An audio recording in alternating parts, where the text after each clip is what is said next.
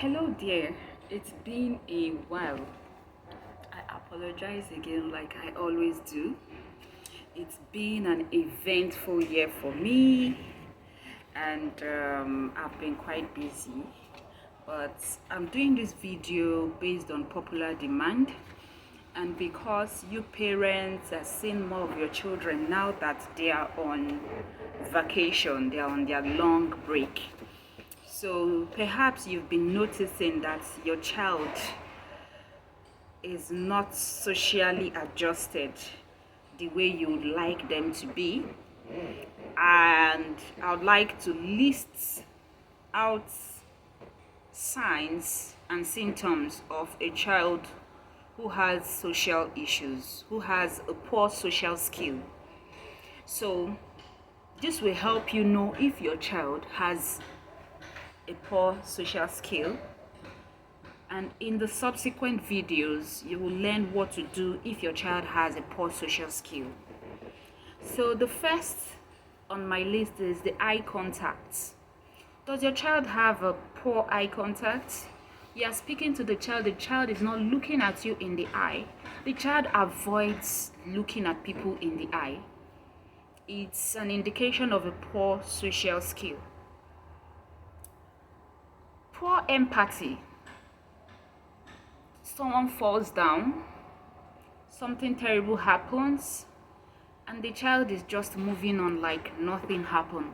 Nothing like, sorry, oh no, are you okay? Will you be okay? Are you all right? No show of emotion is an indication that a child has a poor social skill. And it shouldn't be overlooked. It shouldn't be ignored. It should be worked on actually, because everyone needs to empathize. You need to feel what others are going through. The world does not revolve around you. You shouldn't just expect that when you fall, other people will hug you. Even when other people do that to you, you should be able to reciprocate. You should be able to do the same thing to other people. So adults who lack ability to empathize with people do not just happen suddenly. It started from when they were children.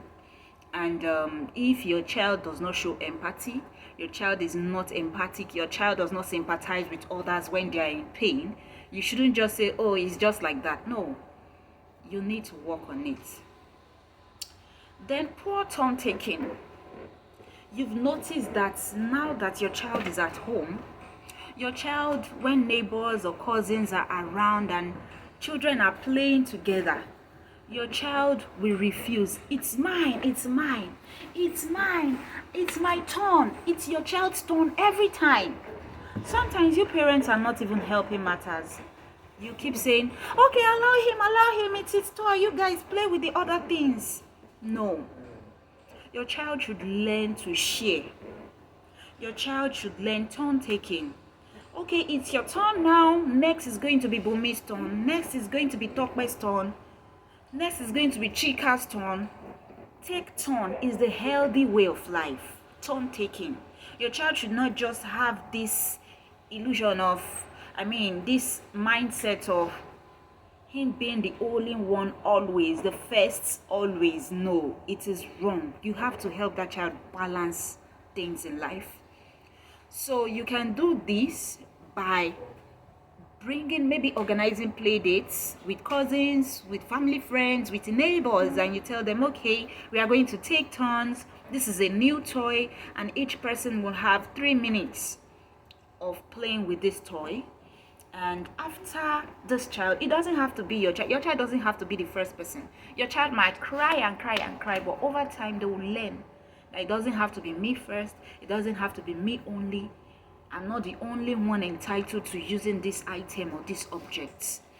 So that is that. Then the next on our list is shared interest. Poor shared interest or joint attention. Have you noticed that when you are doing an activity, your child seems not to be interested? You are playing with this now. You open it. Your child is not even interested. You bring out the things inside this.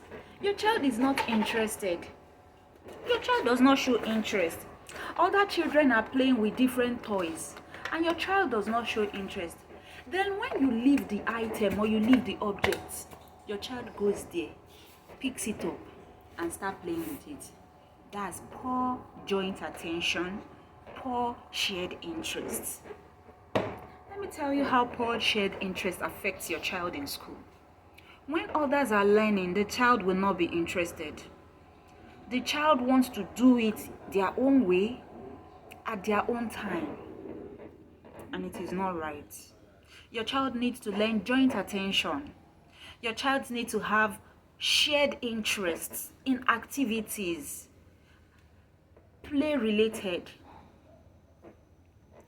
So, in subsequent videos, I'm going to teach you how to work on the shared interests and the joint attention. Then also inappropriate use of toys. This is a biro. If your child takes this biro and instead of writing with it, your child is always spinning, shaking it, throwing it. This is a chess board. Instead of playing with this chess game, your child carries it and starts tossing all the items inside it, rolling it around, spinning it. That's inappropriate use of toys. You give your child a doll or a teddy. Instead of cuddling, feeding, bathing, dressing up the doll, your child spins it around, tosses it up and down. Inappropriate use of toy is an indication that a child has a poor social skill. And then lastly, playing in isolation or playing alongside other children and not with. There's a difference with playing along and not with.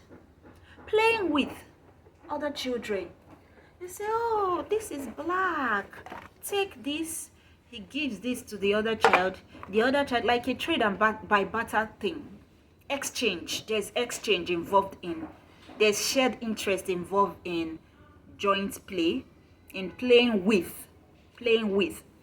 You say, okay, give me the baby, let me feed the baby. The other child gives this one this item. They are playing together. That's not to say they might not fight over the toys. They may fight, but they are playing together. They are playing with the items together. But playing along, when a child is playing along, all the children are moving in this direction, the child is following. The children are moving in that direction, the child is following. But there is no exchange.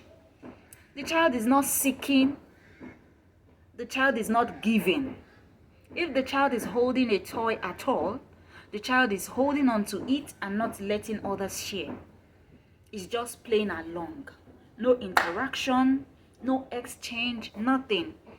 So you might mistake a child who plays along with other children with a child who plays with. No, they are different. A child who plays with will exchange ideas, exchange items, exchange conversation back and forth. But a child who plays along just follows everyone along. It just follows, like moving with the crowd, but there is no exchange of any sorts. So I've listed 6 points, 6 signs that will help you know if your child is socially adjusted or not. And if for any reason your child has one of these traits, there's need for you to start working on it. For instance, some of these social skills are indication that a child might be in the spectrum of autism. For instance, the joint attention, playing along or in isolation, the lack of shared interest, the poor eye contact. These are signs that a child might be having autism spectrum disorder. And the sooner you know that a child is having autism spectrum disorder, the better. Because as soon as you know what the problem is, you start working on the solution of what the problem is. And as soon as you start working on the solution, the better your child. The more you begin to see improvements. So, thank you and see you soon. I am Patience, Oyeme Olaiya, founder of Speechy Haven. Thank you and bye for now.